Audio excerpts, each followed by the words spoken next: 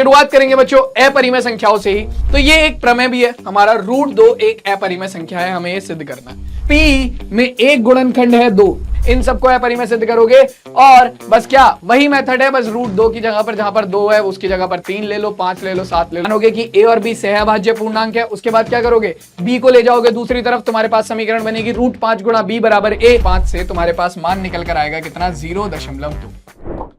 Hello बच्चों, तो भाई कैसे हो आप सभी? आई होप सारे बच्चे एकदम अच्छे होंगे, एकदम बड़े होंगे और एकदम मस्त होंगे बच्चों। तो welcome to this amazing platform of physics Wallah और पीडब्ल्यू हिंदी मीडियम के चैनल पर तुम लोगों का बहुत बहुत स्वागत है, जहां पर हमारी जो समरी सीरीज चल रही थी क्लास 10th के बच्चों के लिए, वहां पर मैथ्स का वास्तविक संख्या का पार्ट 2 में लेकर आ चुका हूं। वास्तविक संख्या का पार्ट 1 ऑलरेडी हो चुका है, जहां पर हमने एचसीएफ एलसीएम निकालना सीखा था, हमारा यूक्लिड विभाजन प्रमेय का और हमारा अंक गणित की आधारभूत प्रमेय, यानी कि हमारा बोले तो अभाज्य गुणनखंड विधि के द्वारा। आज की जो क्लास होने वाली है उसमें हम डिस्कशन करेंगे अपरिमेय संख्याओं के बारे में। ठीक है, अपरिमेय संख्या को अपरिमेय संख्या कैसे सिद्ध करते हैं इस बारे में, और आपकी जो वास्तविक संख्याएं हैं उनके दशमलव प्रसार के संबंधित प्रमेयों के बारे में। ठीक है, तो 2 चैप्टर 2 वीडियोस हैं, 2 आपके अगर मैं बात करूं तो 2 पार्ट में जो वास्तविक संख्या वाला चैप्टर है उसकी समरी कंप्लीट हो रही है। ठीक है, पार्ट 1 ऑलरेडी आ चुका है और आज की जो ये वीडियो है ये होने वाली है हमारा पार्ट 2। ठीक है, जहां पर हम बात करने वाले हैं किस चीज के बारे में, जहां पर हम बात करने वाले हैं हमारा वास्तविक संख्याओं में से हमारी अपरिमेय संख्याओं के बारे में, जो कि काफी इंपॉर्टेंट है। ठीक है, इसमें से 110% क्वेश्चन आता है बोर्ड के एग्जाम में। ठीक है, यहां से आपका 2 मार्क्स से लेकर और 4 मार्क्स तक का क्वेश्चन बड़े प्यार से बनता है। ठीक है, वो अलग अलग बोर्ड में अलग अलग तरीके के क्वेश्चन बनते हैं। ठीक है, तुम्हारा 1 मार्क का क्वेश्चन बन जाएगा ऑब्जेक्टिव टाइप। ठीक है, सब्जेक्टिव क्वेश्चन जो होता है अपरिमेय संख्याओं को सिद्ध करने वाला, वो आता ही आता है, हर साल आता है, और हर साल जब तक ये टॉपिक तुम लोगों के सिलेबस में रहेगा वो आएगा। तो यानी कि टॉपिक बहुत ज्यादा इंपॉर्टेंट हो जाता है जब हम बात करते हैं किस चीज की, आपके बोर्ड के एग्जाम के पर्सपेक्टिव से। ठीक है, तो यानी कि आप किसी भी बोर्ड से हो, ये टॉपिक तुम लोगों के लिए है और तुम लोगों के लिए बहुत इंपॉर्टेंट है। तो शुरुआत करेंगे बच्चों अपरिमेय संख्याओं से ही। तो मैंने तुम्हें जैसे कि बताया था कि हमारी जो वास्तविक संख्याएं होती हैं, ठीक है, वास्तविक संख्याओं को मेनली 2 तरीके की संख्याओं को एक साथ रखकर हमारा बनाया जाता है। वास्तविक संख्याएं क्या बताई थी हमने? वास्तविक संख्याओं का जो डिस्कशन किया था वो ये बोला गया था कि भैया आपका परिमेय संख्या और अपरिमेय संख्याओं को जब हम एक समूह में रखते हैं तो हमारे पास बनती है, जो पूरा समूह आता है संख्याओं का, उसे हम बोलते हैं वास्तविक संख्याएं। ठीक है, परिमेय और अपरिमेय संख्या। ठीक है, जहां पर अपरिमेय संख्याओं के बारे में हम ऑलरेडी बात कर चुके थे, हमारी वो संख्याएं जिन्हें P/Q के रूप में हम नहीं लिख सकते। ठीक है, वो संख्याएं, मैं थोड़ा तेज तेज चलूंगा क्योंकि ये सारी चीजें हमें ऑलरेडी पता है, लास्ट लेक्चर में हमने डिस्कस कर ली थी। ठीक है, और अभी जो है वो बहुत बेसिक है, क्लास 9 की है ये सारी चीजें, बट मैं रिवाइज कराता हुआ चल रहा हूं। ठीक है, कि अपरिमेय संख्याएं हमारी क्या थी। अपरिमेय संख्याओं के बारे में हमने इतना पढ़ लिया था कि भाई साहब ये आपकी ऐसी चीज है जिन्हें आप P/Q के रूप में नहीं लिख सकते हो। ठीक है, P/Q के रूप में नहीं लिख सकते। परिमेय संख्या थी जिन्हें P/Q के रूप में लिखा जा सकता है, जहां पर P और Q दोनों पूर्णांक हो, यानी कि अंश और हर दोनों पूर्णांक हो, और तुम्हारा Q जो है वो 0 के बराबर ना हो, यानी कि हर जो है वो 0 के बराबर ना हो। वहीं पर जो अपरिमेय संख्या होती है वो होती है जो P/Q के रूप में नहीं लिखी जा सकती है, जा सकती हैं, जहां P व Q पूर्णांक है, और तुम्हारा जो Q है वो बराबर ना हो 0 के। ठीक है, P व Q पूर्णांक है और Q बराबर ना हो 0 के। ठीक, अब ऐसी संख्याओं का जो एग्जाम्पल है उसमें तुम ले सकते हो तुम्हारी, जैसे कि √2। अब बहुत सारे बच्चों के दिमाग में आएगा कि सर √2 तो आप लिख सकते हो क्या, √2 को तो आप लिख सकते हो √2/1, तो ये तो p बटे क्यू के रूप में आ गई। लेकिन बेटा ये p बटे क्यू के रूप में तो आई है, लेकिन क्या यहां पर p और q दोनों पूर्णांक हैं? क्या यहां पर p और q दोनों पूर्णांक है? नहीं, यहां पर q जो है वो तो तुम्हारा पूर्णांक है, बट p तो पूर्णांक नहीं है, √2 तो पूर्णांक नहीं है। तो इसीलिए ये ऐसी संख्या है जिसे आप p बटे q के रूप में ऐसे नहीं लिख सकते कि p और q दोनों पूर्णांक हो। ठीक है, तो √2 हो गया, √3 हो गया, ठीक है, √5 हो गया। अब तुम कहोगे सर √4 क्यों छोड़ दिया?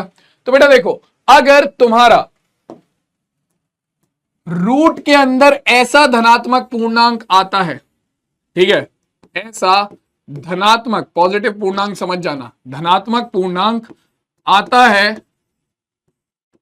जो पूर्ण वर्ग हो, जो पूर्ण वर्ग हो, ठीक है, अगर रूट के अंदर ऐसा धनात्मक पूर्णांक आता है जो पूर्ण वर्ग हो, तो बेटा वो आपका परिमेय संख्या में बदल जाता है। ये चीज हम लास्ट क्लास में डिस्कस कर चुके हैं। जैसे कि रूट के अंदर 4 आ गया, 4 क्या है? पूर्ण वर्ग है, किसका? 2 का। तो इसे सॉल्व करोगे तो ये 2 बन जाएगा, तो √4 क्या बन गया? 2 बन गया।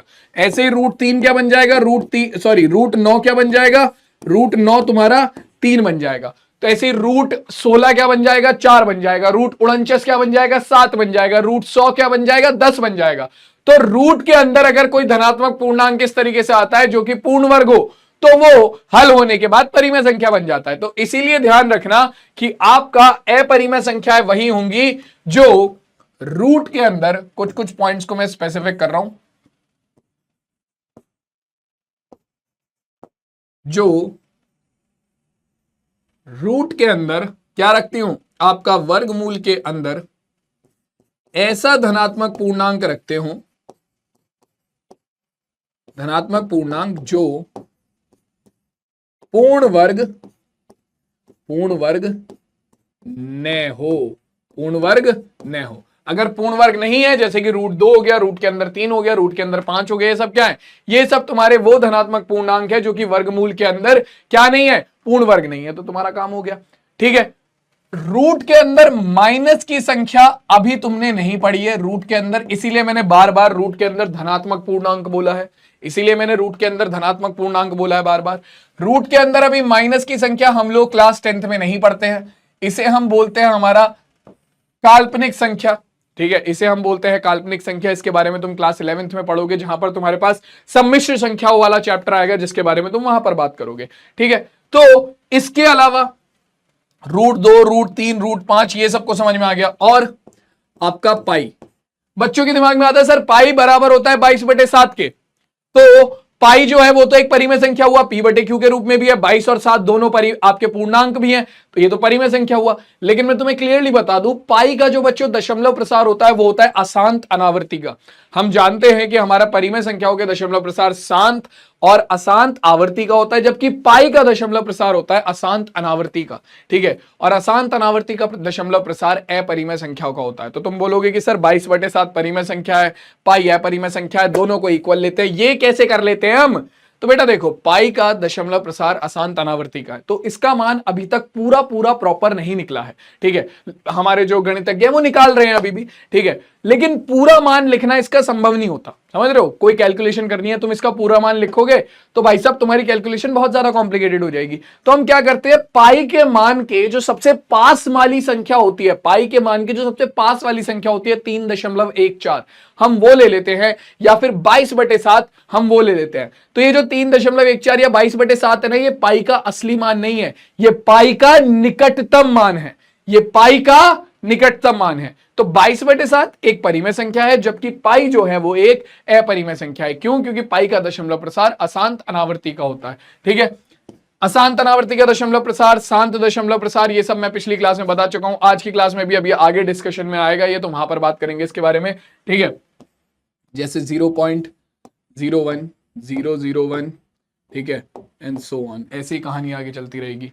ठीक है, तो भैया ये तुम्हारी क्या होती है? ये तुम्हारी अपरिमेय संख्याएं होती हैं। ठीक है, अब इन अपरिमेय संख्याओं को अपरिमेय कैसे सिद्ध करते हैं, ये हमारे एग्जाम में आता है।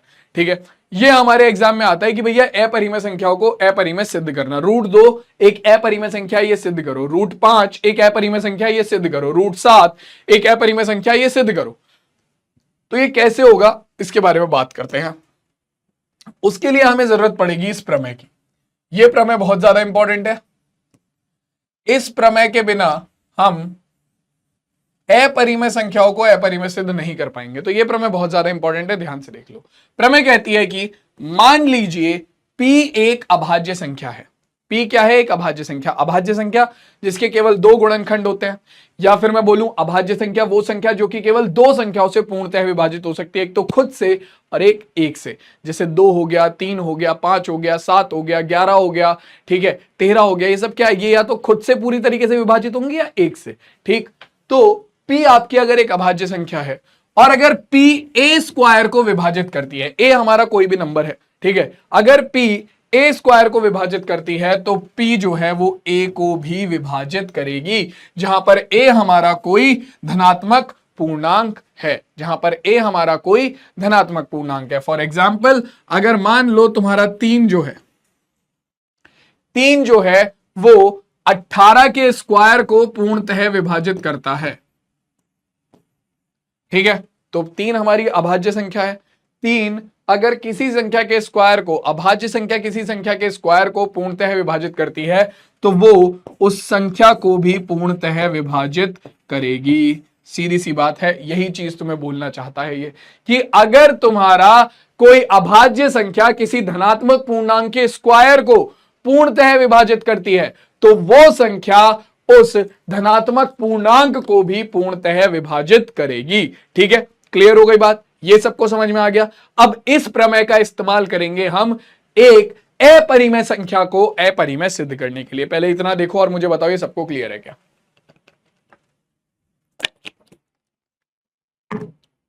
आ जाओ भाई, तो शुरुआत करते हैं कार्यक्रम का और अपरिमेय संख्या को अपरिमेय संख्या सिद्ध करते हैं। तो ये एक प्रमेय भी है हमारा, √2 एक अपरिमेय संख्या है, हमें ये सिद्ध करना है क्या कि √2 एक अपरिमेय संख्या। ये कैसे सिद्ध होगा?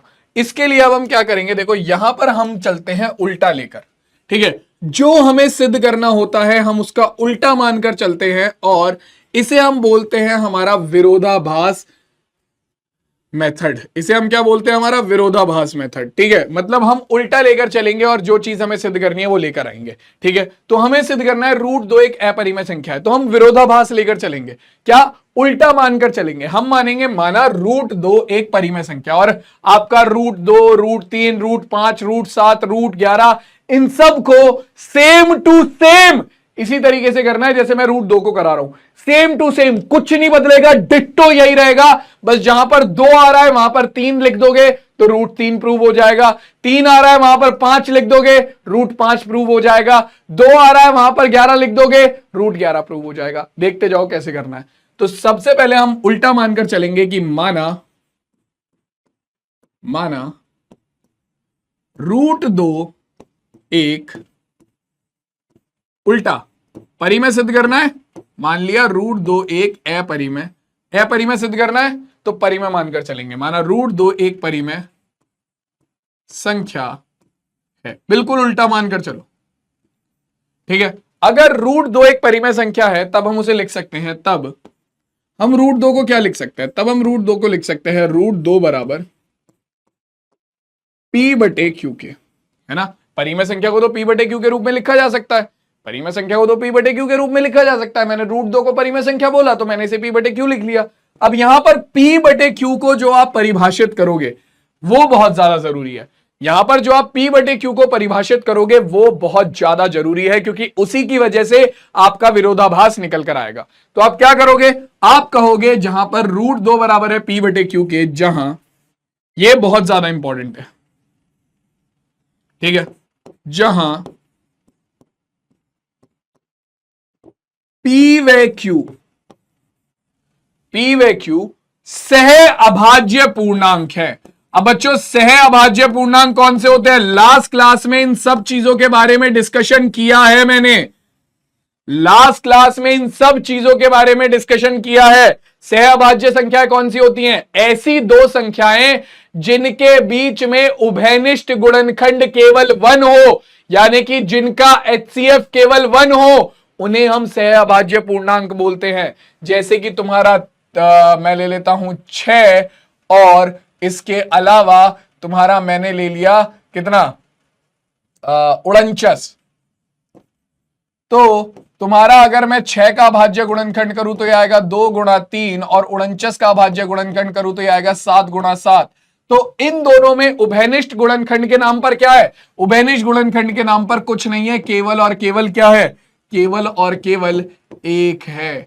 तो भैया 6 और 49 कैसी संख्याएं हो गई? सह अभाज्य संख्याएं हो गई। तो ऐसी संख्याएं जिनमें उभयनिष्ठ गुणनखंड खाली 1 हो, एक हो, उन्हें हम सह अभाज्य संख्याएं कहते हैं। तो हम यहां पर यही मानकर चल रहे हैं कि P और Q सह अभाज्य पूर्णांक है, मतलब P और Q में उभयनिष्ठ गुणनखंड खाली एक है। ठीक है, यही मानकर चल रहे हैं हम, याद रखना इस चीज को। ठीक है बच्चों, कि आपका यही चीज जो है वो उल्टा करेगी, क्योंकि P और Q को हम पूर्णांक मानते थे कि P और Q पूर्णांक है, तो हमने बोल दिया P और Q सह अभाज्य पूर्णांक है।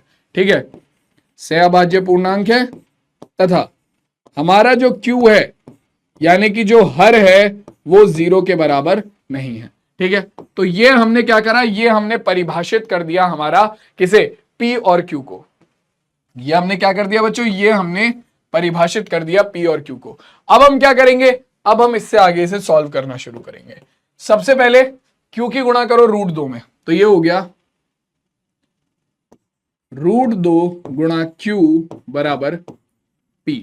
ठीक है, रूट हटाने के लिए दोनों तरफ का क्या कर दो? वर्ग कर दो। सेम यही प्रोसेस तुम्हें कहां पर करना है? जब तुम √3 को, √5 को, √7 को, √11 को अपरिमेय सिद्ध करोगे, सेम यही प्रोसेस करना है, बस 2 की जगह पर 3 लिख दोगे तो √3 प्रूव हो जाएगा। 5 की जगह 2 की जगह पर 5 लिख दोगे तो √5 प्रूव हो जाएगा। 2 की जगह पर 7 लिख दोगे √7 प्रूव हो जाएगा। 2 की जगह पर 11 लिख दोगे √11 प्रूव हो जाएगा। तो देखो, दोनों ओर वर्ग करने पर, देखो भाई, दोनों तरफ वर्ग करेंगे तो कितना आएगा? दोनों तरफ वर्ग करने पर हमारे पास आ गया √2 गुणा Q बराबर √2 गुणा Q का वर्ग और बराबर P का वर्ग। ठीक है, इसे हल करेंगे, हमारे पास क्या आएगा? √2 का वर्ग करेंगे 2 आ गया, Q का वर्ग हो गया हमारा Q का वर्ग बराबर P का वर्ग। तो ये हो गई समीकरण नंबर 1। अब देखो, यहां से तुम्हें एक चीज दिख रही है। ठीक है, ये चीज हम यहां पर स्टेप्स में नहीं लिखते, मैं इसे अलग से दिखा रहा हूं तुम्हें। देखो, यहां पर तुम अगर इस 2 को भाग में लेकर जाओगे, ये रफ में है तुम्हारा, ये मैं अलग से दिखा रहा हूं तुम्हें। तुम 2 को यहां पर भाग में लेकर जाओगे तो तुम्हारे Q² बराबर आएगा P² बटे 2 के। P² बटे 2 के। 2 क्या है? 2 क्या है? एक अभाज्य संख्या है। 2 एक अभाज्य संख्या है। हमने अभी एक प्रमेय पढ़ी थी कि अगर कोई अभाज्य संख्या किसी धनात्मक पूर्णांक के स्क्वायर को विभाजित करे तो वह उस धनात्मक पूर्णांक को भी विभाजित करेगी। तो अगर 2 जो कि अभाज्य संख्या है वो P² को विभाजित कर रहा है, तो इसका मतलब क्या होगा? कि प्रमेय से 2 P को भी विभाजित करेगा, क्योंकि P² को विभाजित कर रहा है तो Q² आ रहा है। तो जब भैया आपका 2 जो है वो P को विभाजित भी करेगा, तो ये चीज हमें यहां पर लिखनी पड़ेगी। हम लिखेंगे, चूंकि आपका 2 इधर भाग में जाएगा तो हम लिखेंगे 2 P² को विभाजित कर रहा है, क्योंकि जब ये P² को विभाजित कर रहा है, जब P² को 2 विभाजित कर रहा है, तभी तो Q² आ रहा है हमारे पास। तो यानी कि 2 जो है वो P² को विभाजित कर रहा है, अतः प्रमेय से, अभी हमने प्रमेय पढ़ी है, प्रमेय से 2 P को भी विभाजित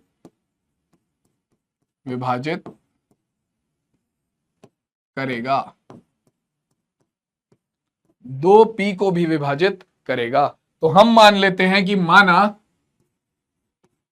जब 2 हमारा P को विभाजित करता है, जब 2 हमारा P को विभाजित करता है तो P बटे 2, तो ये बराबर आ जाता है N के। ये किसके बराबर आ जाता है? N के। यहां पर हम N को भी डिफाइन कर देते हैं, जहां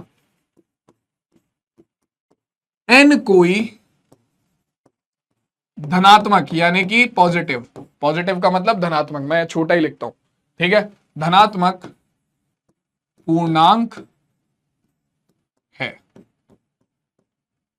सीधी सी बात है, ठीक है। एन कोई धनात्मक पूर्णांक है तो पी, देखो पी स्क्वायर को विभाजित कर रहा था तो क्यू आ रहा था, क्यू स्क्वायर आ रहा था, पी को विभाजित किया तो एन आ गया, तो यहां से पी का मान कितना निकल कर आ जाएगा, पी बराबर आ जाएगा 2 गुणा एन के, और ये बन गई हमारी समीकरण नंबर 2, ये बन गई हमारी समीकरण नंबर 2। समीकरण 1 तो क्योंकि वो थी, P बराबर आ गया 2 गुणा एन के, P बराबर क्या आ गया 2 गुणा एन के, ठीक।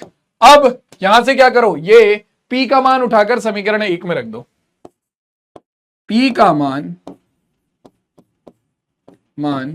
समीकरण 1 में रखने पर हम क्या करेंगे, हम P और Q का मान निकालेंगे, हम P और Q का मान निकालेंगे। P का मान तो आ गया 2 गुणा एन, ठीक है, Q का मान भी आएगा। P का मान समीकरण 1 में रखने पर अपने पास क्या आएगा, देखो भाई, ये हो जाएगा 2 गुणा क्यू स्क्वायर बराबर है P स्क्वायर के, P का मान कितना है 2 गुणा एन, तो यानी कि 2 गुणा एन का होल स्क्वायर। इसे हल करेंगे तो 2 गुणा क्यू स्क्वायर बराबर आ गया 2 का स्क्वायर हो गया 4 गुणा एन स्क्वायर, 2 एकम 2, 2 दूनी 4, तो तुम्हारे पास आ गया क्यू स्क्वायर बराबर 2 गुणा एन स्क्वायर। बन गई सेम स्टेटमेंट जो यहां पर बनी थी, वही स्टेटमेंट यहां बन गई। 2 गुणा क्यू स्क्वायर बराबर आया था पी स्क्वायर के, बस यहां पर क्या आ रहा है 2 गुणा एन स्क्वायर बराबर आ रहा है क्यू स्क्वायर के। यहां पर हमने क्या लिखा था वहां पर कोने में कि भैया पी स्क्वायर 2 से विभाजित होता है तो क्यू स्क्वायर आता है। यहां पर क्या लिखोगे कि भैया तुम्हारा जो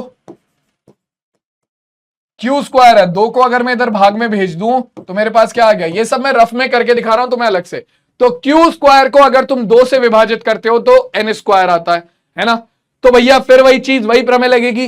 2 क्या है, अभाज्य संख्या, तो 2 को अगर तुम पी स्क्वायर से, अगर हमारा 2 जो है वो क्यू स्क्वायर को विभाजित करता है, अगर 2 क्यू स्क्वायर को विभाजित करता है तो इसका मतलब क्या है कि 2 क्यू को भी विभाजित करेगा, 2 क्यू को भी विभाजित करेगा। तो आप लिखोगे चूंकि 2 क्यू स्क्वायर को विभाजित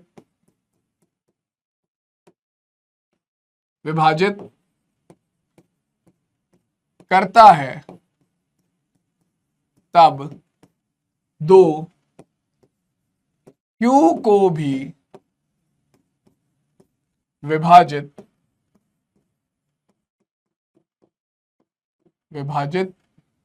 करेगा। सिंपल सी बात।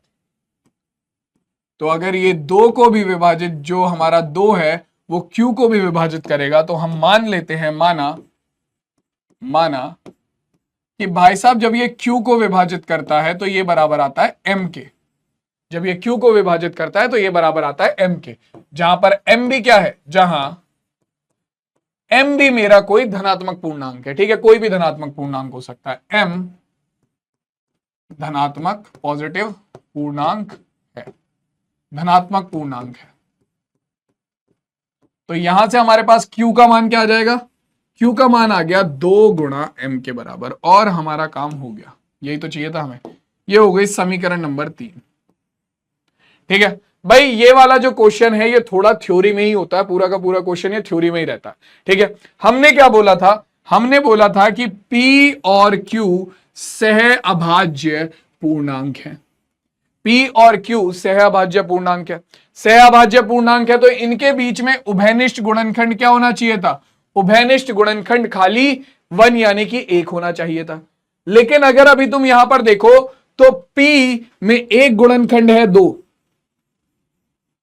ठीक है, और Q में भी एक गुणनखंड है 2, क्योंकि P का मान है 2 गुणा N और Q का मान है 2 गुणा M।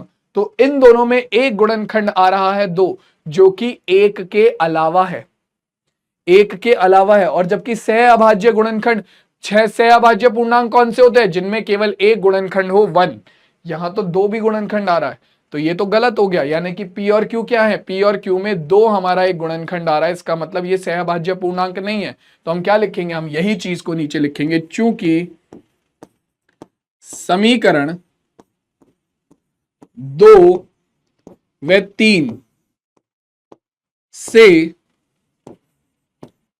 देखा जा सकता है, देखा जा सकता है कि P व Q में, P व Q में एक अन्य उभयनिष्ठ गुणनखंड, एक अन्य उभयनिष्ठ गुणनखंड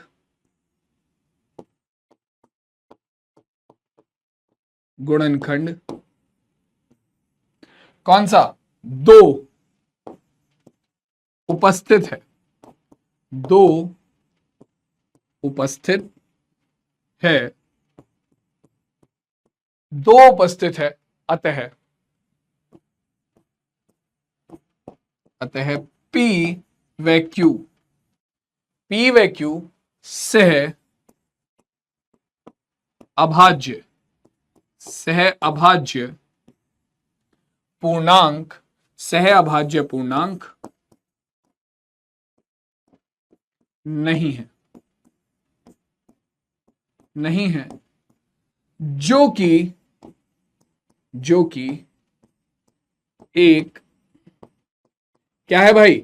विरोधाभास है। क्योंकि हमने तो ये माना था कि भैया P और Q सहअभाज्य पूर्णांक है, और हमारा क्या निकल कर आ गया कि P और Q सहअभाज्य पूर्णांक नहीं है। तो ये क्या है? जो कि एक विरोधाभास है, विरोधाभास है, जो क्यों प्राप्त हुआ? जो हमारी गलत कल्पना के कारण प्राप्त हुआ। ठीक है, ये जो विरोधाभास है ये हमारी गलत कल्पना के कारण प्राप्त हुआ। और हमने गलत कल्पना कौन सी करी थी? हमने गलत कल्पना कौन सी करी थी भैया? हमने गलत कल्पना करी थी कि हमारा जो क्या है, हमारा जो √2 है वो एक परिमेय संख्या है। वही तो हमने कल्पना करी थी, तो वो हमारी बिल्कुल गलत थी। यानी कि हम लिखेंगे गलत कल्पना के कारण प्राप्त हुआ। अतः √2 परिमेय नहीं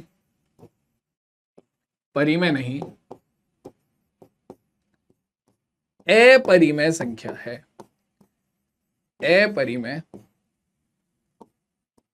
संख्या है। और हेंस रूट, ये हमारे इस क्वेश्चन का आंसर हो गया। ठीक है, ये हमारे इस क्वेश्चन का आंसर हो गया।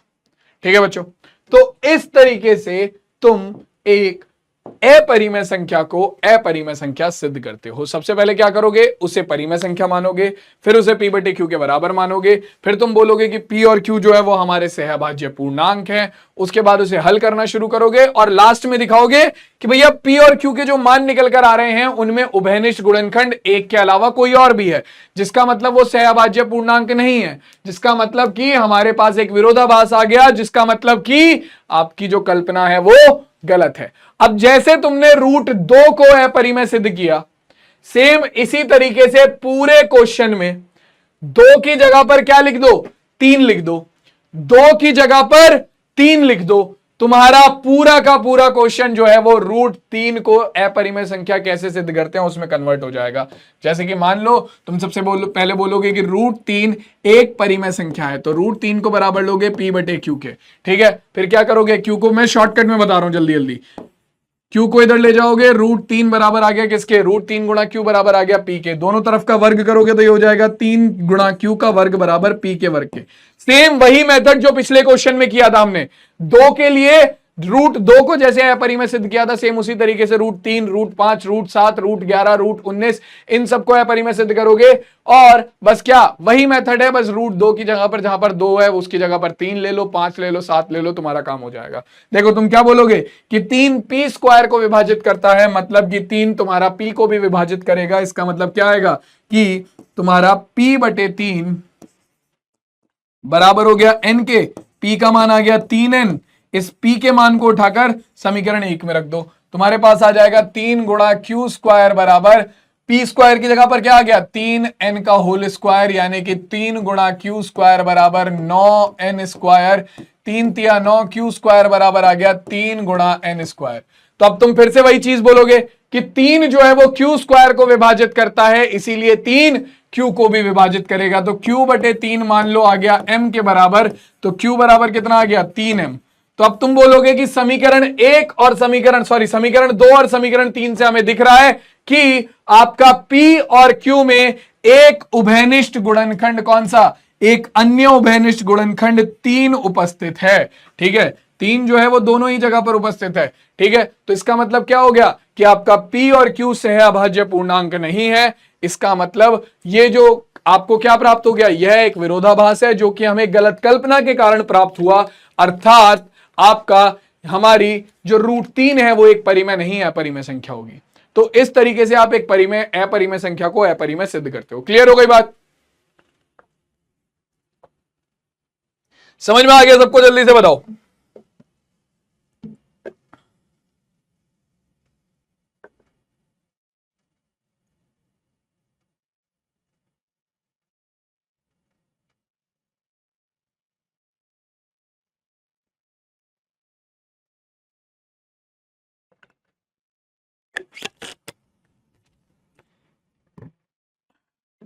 चलो आगे बढ़ते हैं, अब देखते हैं हमारा अगला जो टॉपिक है। अभी देखो यार, यहां पर एक चीज और आती है। ठीक है, अगली एक क्वेश्चन, एक तरीके का क्वेश्चन और आता है यहां पर। ठीक है, अब ये वाले जो क्वेश्चन आते हैं √2, √3, √5, ये आते हैं 2 या 3 मार्क्स में। ठीक है, अब जरा सबसे पहले ये देखो, ये क्वेश्चन क्या कह रहा है, निम्नलिखित में से कौन सी एक अपरिमेय संख्या है। तो सबको पहले सॉल्व कर लेते हैं। रूट के अंदर हमारा पता है हमें पूर्ण वर्ग आता है, तो वो क्या होता है, रूट के अंदर अगर पॉजिटिव पूर्ण वर्ग आ रहा है तो वो किसमें कन्वर्ट हो जाती है, वो कन्वर्ट हो जाती है तुम्हारी किसमें, परिमेय संख्या में। तो देखो रूट के अंदर 4 बाहर निकालोगे 2, 9 को बाहर निकालोगे 3, 2/3 परिमेय संख्या। ये पूछ रहा है कौन अपरिमेय संख्या है। देखो भाई 4/5 ये तो परिमेय है ही। ठीक है, √7 ये एक अपरिमेय संख्या है। √81 को हल करोगे 9 हो गया, तो ये भी एक अपरिमेय संख्या। तो हमारा सी विकल्प जो है √7 इस प्रश्न का सही उत्तर हो जाएगा। अगला सवाल देखते हैं क्या कह रहा है।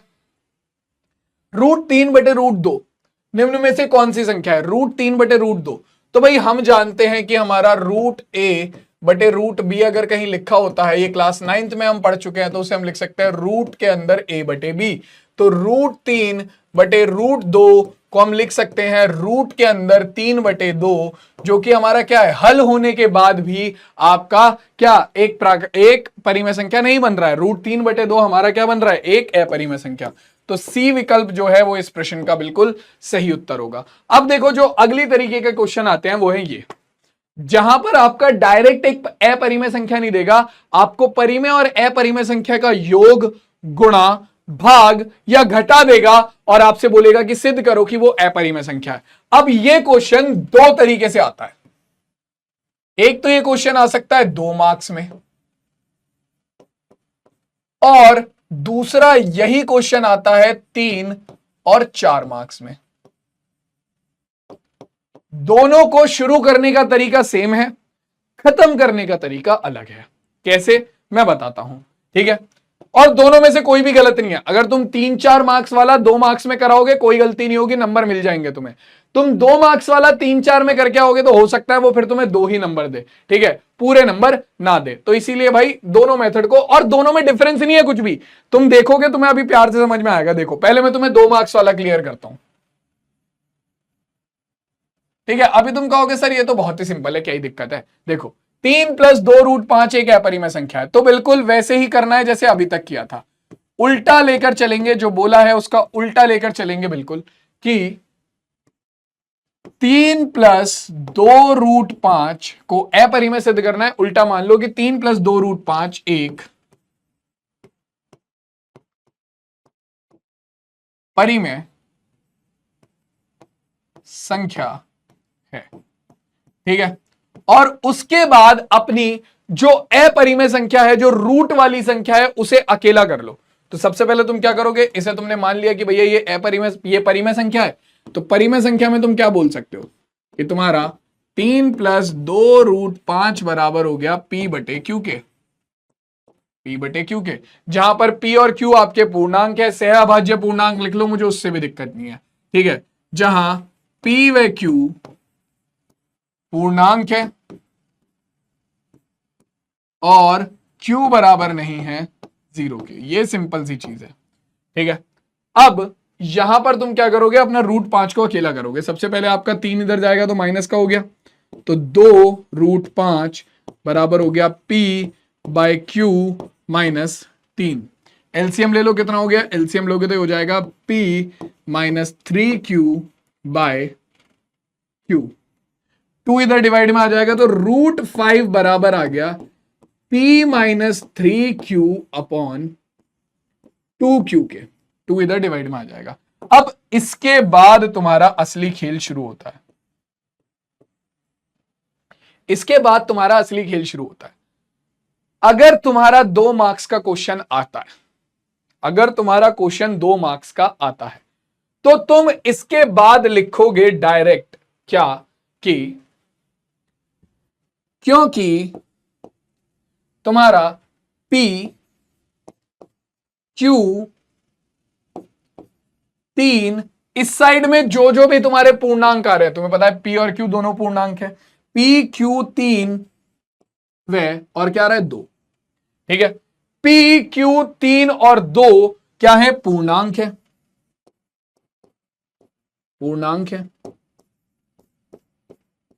अतः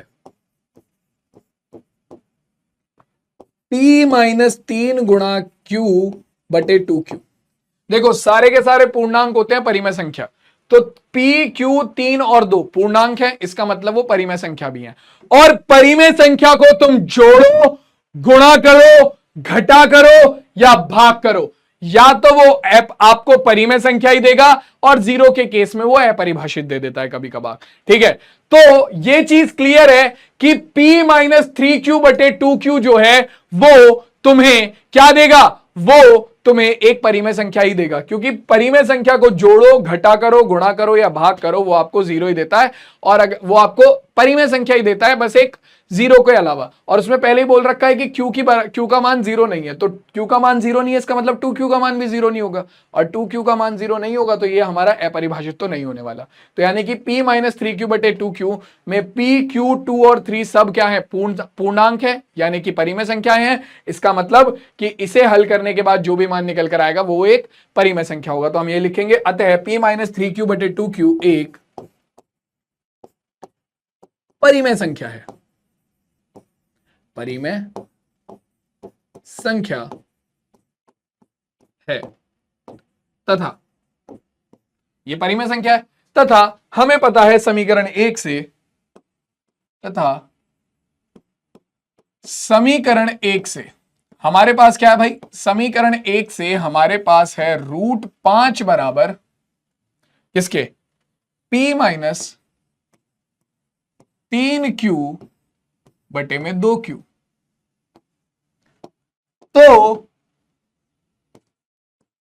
तो अब जब ये एक परिमेय संख्या है, ये तुम सिद्ध कर चुके हो कि भैया ये एक परिमेय संख्या है और √5 इसके बराबर है, तो √5 भी एक परिमेय संख्या होगी। अब देखो यहां तक की जो कहानी है, यहां तक की जो कहानी है वो सेम रहनी है, ठीक है। यहां तक की जो कहानी है, जो मैंने अभी तुम्हें यहां तक कराया, यहां तक की कहानी सेम रहेगी, चाहे वो 2 मार्क्स के क्वेश्चन में आए, चाहे वो 3 या 4 मार्क्स के क्वेश्चन में आए। इसके बाद कहानी बदल जाएगी। अगर क्वेश्चन आता है केवल 2 मार्क्स का, तो तुम डायरेक्ट लिखोगे कि तो √5 भी एक परिमेय संख्या होगी जो जो जो एक विरोधाभास है, जो एक विरोधाभास है, क्योंकि √5 एक अपरिमेय संख्या, √5 एक अपरिमेय संख्या होती है।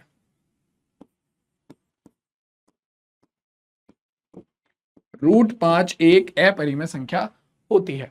अब तुमने यहां पर क्या करा, यहां पर मेजॉरिटी ऑफ क्वेश्चन में अगर 2 मार्क्स में तुम्हारा क्वेश्चन आता है तो मेजॉरिटी ऑफ टाइम वो पहले से ही जो अपरिमेय संख्या तुम्हारे क्वेश्चन में आएगी उसे वो पहले से ही दे देगा कि सिद्ध करो 3 + 2√5 एक अपरिमेय संख्या है, जहां पर मान लिया गया है कि √5 एक अपरिमेय संख्या है। वो पहले से ही दे देगा तुम्हें ये बात, अगर 2 मार्क्स का क्वेश्चन देगा। और अगर मान लो इन्हें 3 या 4 मार्क्स का क्वेश्चन दिया तो तुम्हें क्या करना पड़ेगा, तुम्हें ये लाइन लिखने के बाद कि तो √5 भी एक परिमेय संख्या होगी, इसके बाद तुम क्या करोगे, √5 को p/q के बराबर मानोगे, p और q को सहअभाज्य पूर्णांक मानोगे, और वही पूरा प्रोसेस जो मैंने तुम्हें √2 या √3 के लिए समझाया था वो लगाकर √5 को अपरिमेय सिद्ध करोगे। वो लगाकर √5 को अपरिमेय सिद्ध करोगे, मतलब पूरा आगे तक इसे सॉल्व करोगे। यहां पर डायरेक्ट नहीं लिखोगे कि भैया √5 एक अपरिमेय संख्या है, उसे सिद्ध करोगे अपरिमेय और उसके बाद अपने क्वेश्चन को कंप्लीट करोगे। ठीक है, सीधी सी बात है। ये तुम्हारा क्या है, कब है, जब 3 या 4 नंबर का क्वेश्चन है। 2 नंबर का क्वेश्चन आ रहा है, डायरेक्टली ये लिखो, तुम्हारा काम खत्म। जो एक विरोधाभास है, क्योंकि √5 एक अपरिमेय संख्या होती है, यह विरोधाभास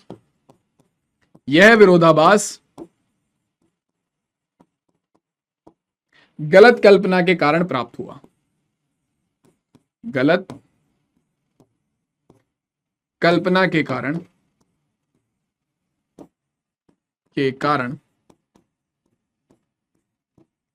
प्राप्त हुआ। और लास्ट में अगर कल्पना गलत है तो हमने कौन सी कल्पना करी थी, अतः 3 + 2√5 एक परिमेय नहीं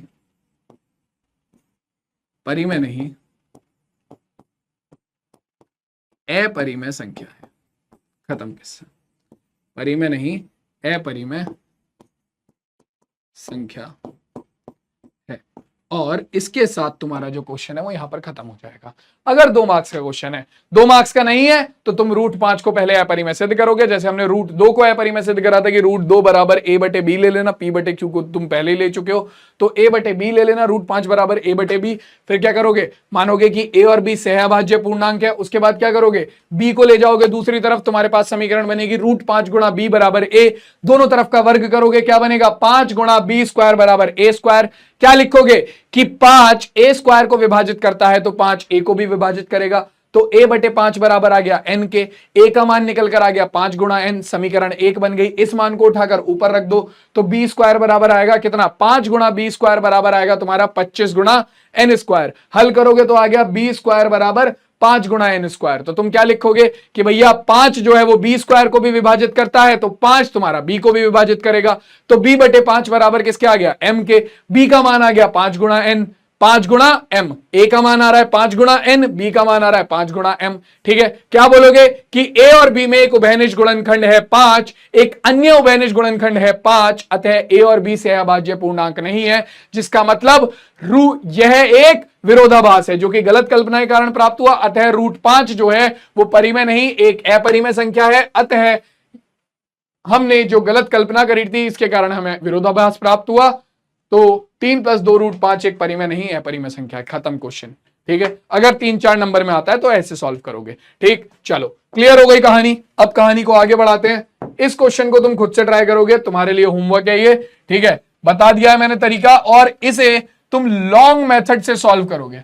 इसे तुम लॉन्ग मेथड से सॉल्व करोगे, मतलब पूरा √5 को अपरिमेय सिद्ध करके, जिससे तुम्हारी भी प्रैक्टिस हो जाए। ठीक है, चलो अब आ जाओ भैया परिमेय संख्या के दशमलव प्रसार पर।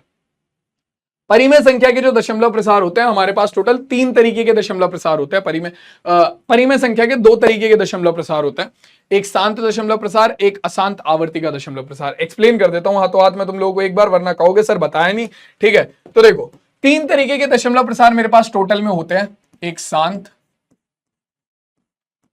ठीक है, अशांत आवर्ती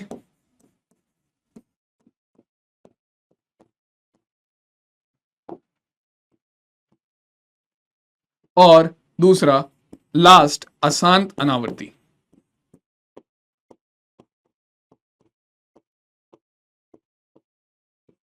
अब ये दोनों भाई साहब होते हैं किसके, ये दोनों भाई साहब होते हैं परिमेय संख्या के दशमलव प्रसार। ठीक है, ये दोनों आते हैं तुम्हारा परिमेय संख्या के दशमलव प्रसारों में।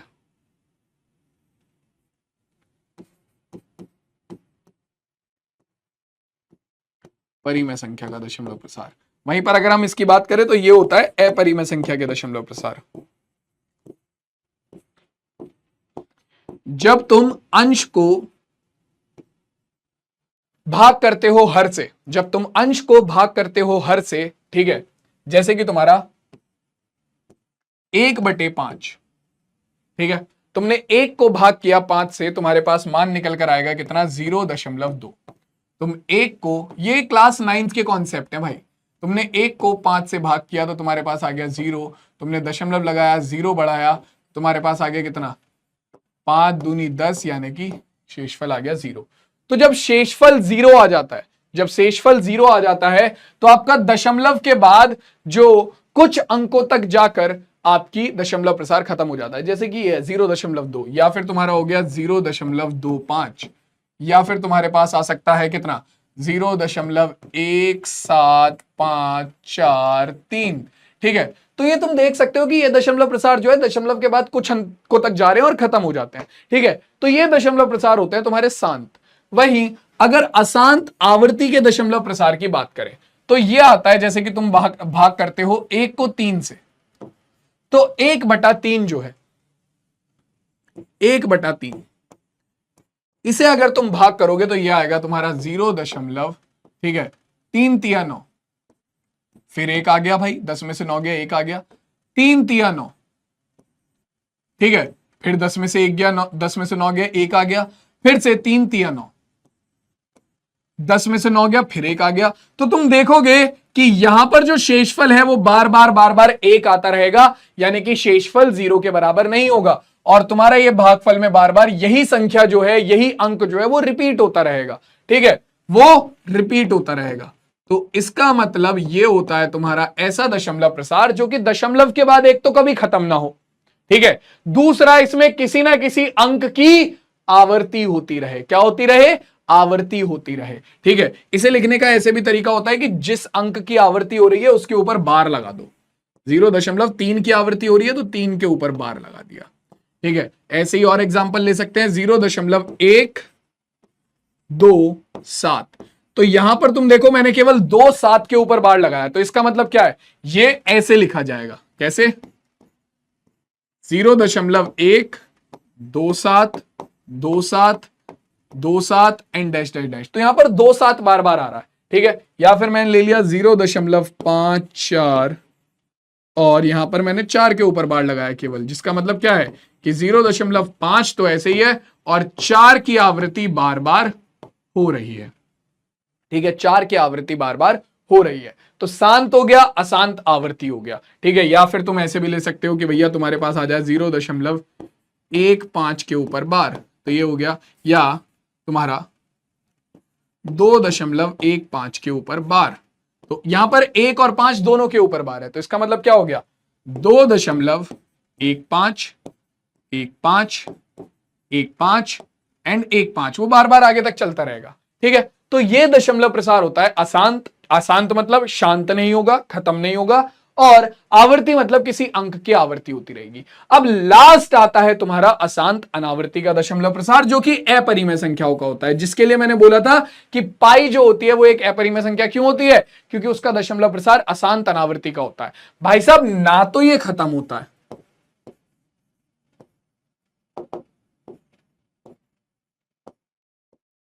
और ना ही इसमें किसी अंक की आवृत्ति बार बार हो पाती है।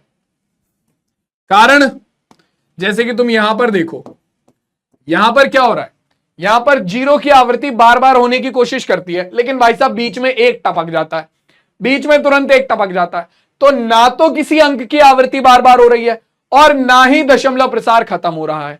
तो यह अशांत अनावर्ती का दशमलव प्रसार होता है।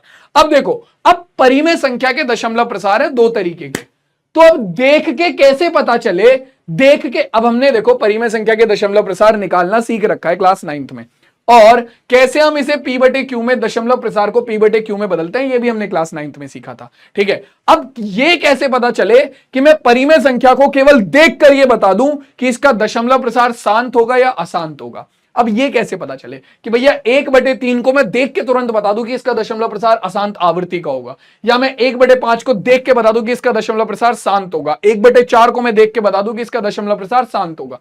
ये कैसे होगा? इसके लिए बच्चों हमारे पास आती है कुछ प्रमेय, जो कि है ये।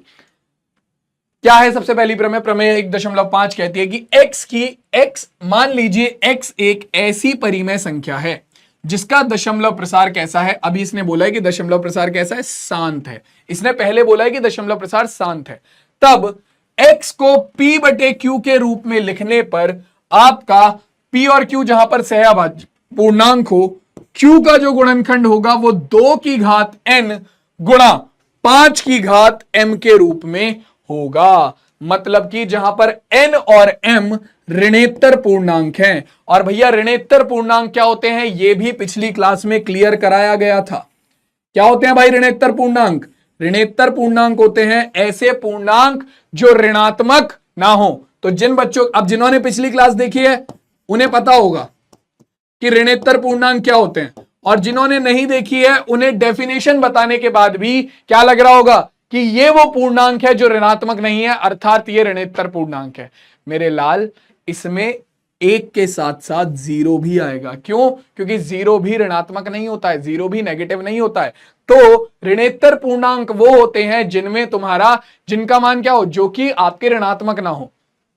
तो 0 ऋणात्मक नहीं होता, और बाकी धनात्मक पूर्णांक तो हैं सारे के सारे जो ऋणात्मक नहीं होते। तो ये क्या बोल रहा है कि n और m तुम्हारे ऋणेत्तर पूर्णांक है। मतलब कि आपकी अगर कोई परिमेय संख्या है, ठीक है, जिसका दशमलव प्रसार शांत है, जिसका दशमलव प्रसार शांत है, तो उसमें जो हर होगा ना, जो हर होगा, यानी कि जो p/q के फॉर्म में जब तुम उसे लिखोगे तो उसका जो हर होगा उसके अभाज्य गुणनखंड में, उसके अभाज्य गुणनखंड में 2 की घात n और 5 की घात m जरूर आएंगे। ठीक है, 2 की घात n गुणा 5 की घात m के रूप का अभाज्य गुणनखंड होगा अगर परिमेय संख्या कैसी है? शांत है। ठीक है, और इसी का विलोम है अगली परिमेय संख्या, अगली प्रमेय, जो कि इंपॉर्टेंट है।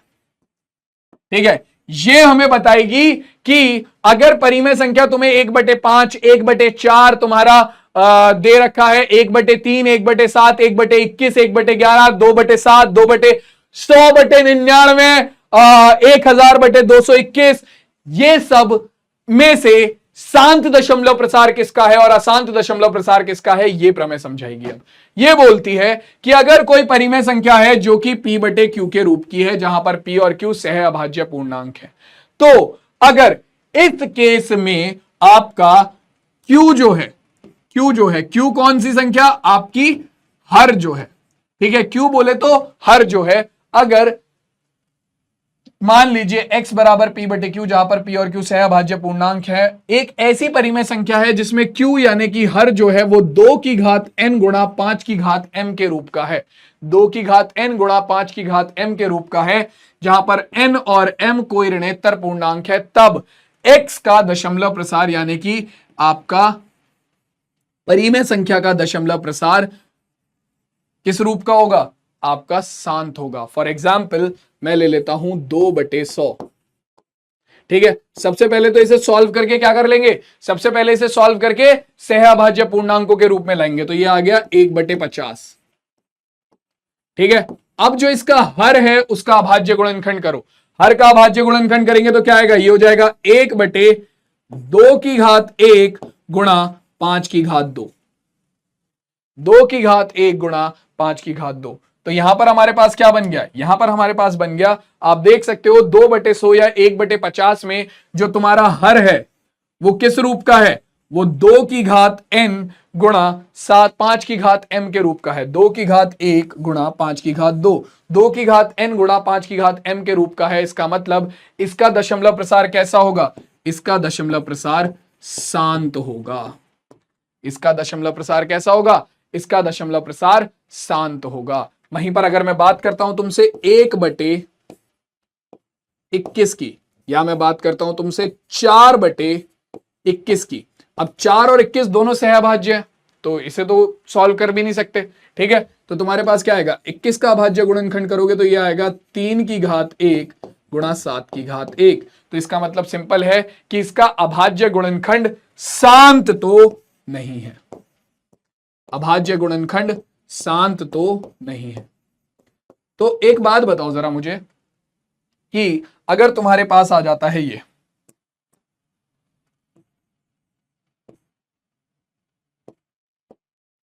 इसका अभाज्य गुणनखंड कैसा होगा? 5/16।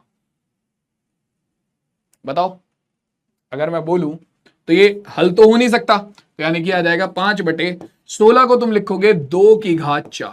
16 का अभाज्य गुणनखंड होगा 2 गुणा 2 गुणा 2 गुणा 2, 2⁴, है ना।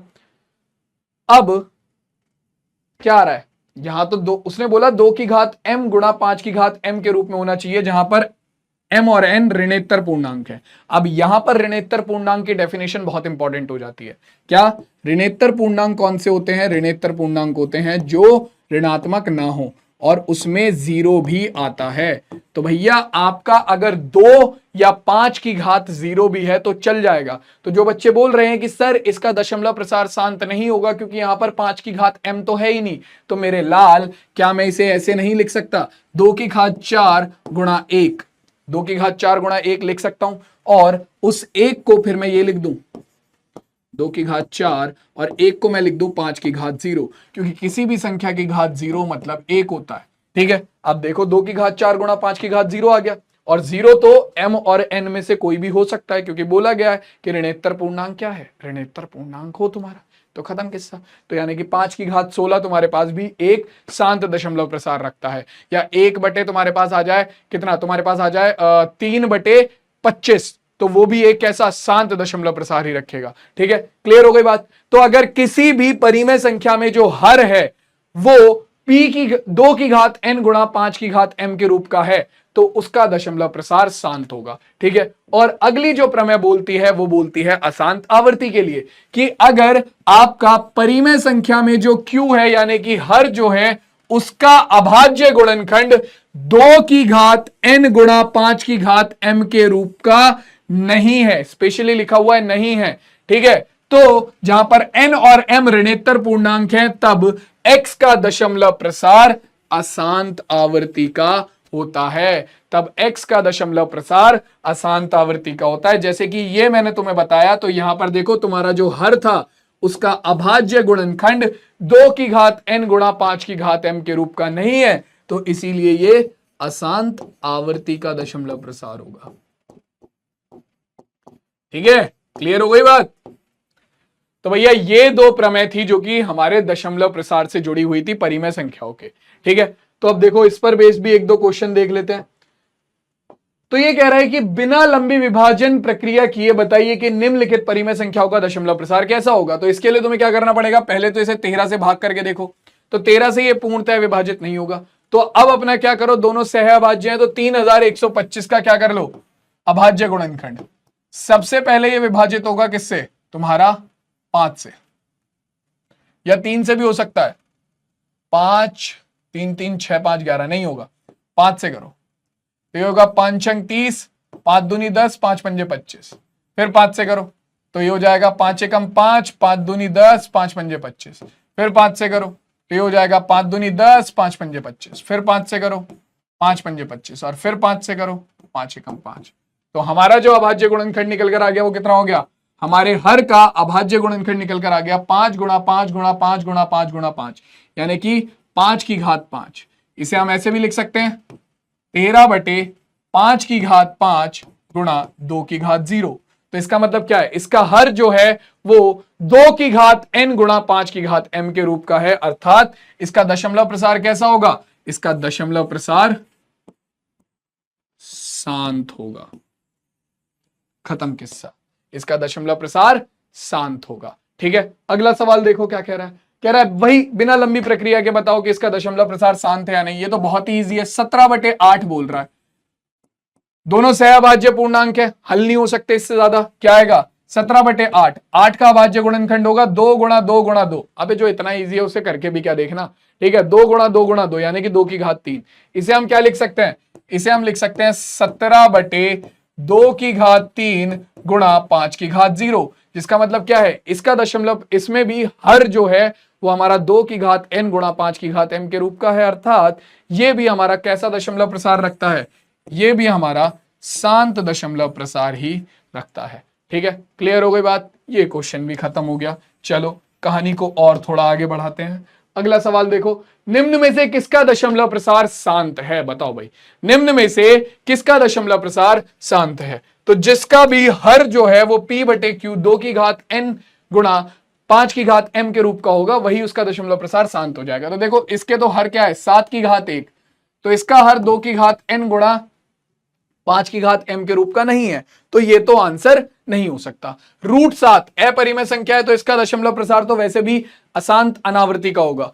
3/20 इसे इससे ज्यादा हल नहीं कर सकते, और इसका जब तुम अभाज्य गुणनखंड करोगे 20 का, तो ये आएगा 2 की घात 2 गुणा 5 की घात 1।